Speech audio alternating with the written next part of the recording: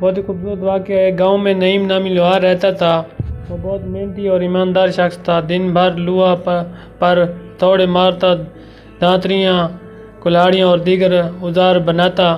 اگرچہ وہ امیر نہیں تھا مگر اس کے ہاتھوں کی کاریگری پورے علاقے میں مشہور تھی۔ نعیم کی بیوی زینب نہایت خوبصورت، سلیقہ مند اور وفادار عورت تھی۔ اس کی خوبصورتی کی مثالیں دور دور تک دی جاتی تھیں مگر وہ صرف اپنے شوہر کی محبت میں مگن رہتی۔ ان کا ایک بیٹا بھی تھا، علی، جو ہوشیار اور ہمدرد بچہ تھا۔ لوہار کا گھر چھوٹا سا تھا مگر محبت سے بھرا ہوا تھا۔ نعیم کی ایمانداری، زینب کے سلیقہ مندی اور علی کی شرارتیں گاؤں کے ہر شخص کو پسند تھیں۔ ایک دن گاؤں میں ایک رئیس کا گزر ہوا۔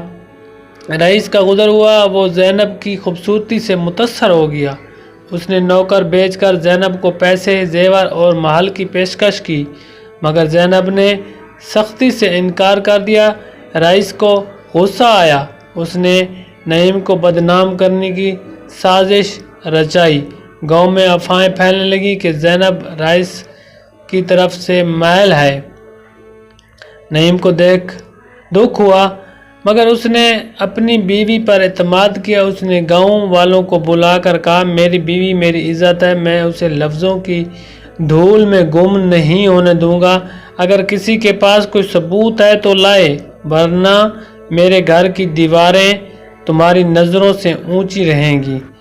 زینب نے بھی ہمت دکھائی۔ اس نے رئیس کے تحفے اور خط سب کے سامنے رکھ دیے۔ سچ کھل کر سامنے آ گیا۔ گاؤں والوں نے رئیس کو ذلیل کر کے بھگا دیا۔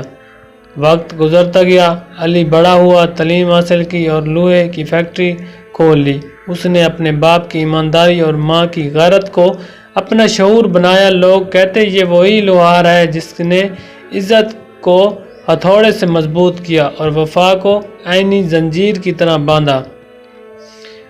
سبق: محنت، ایمانداری اور آپس کا بھروسہ زندگی کی سب سے بڑی دولت ہے۔ دوستو، خوبصورتی وقتی ہے مگر کردار ہمیشہ باقی رہتا ہے۔ دوستو، آج کی کہانی اچھی لگی تو ویڈیو کو لائک کر دیں، چینل پر پہلی بار تو دوستو چینل کو سبسکرائب کر دیں۔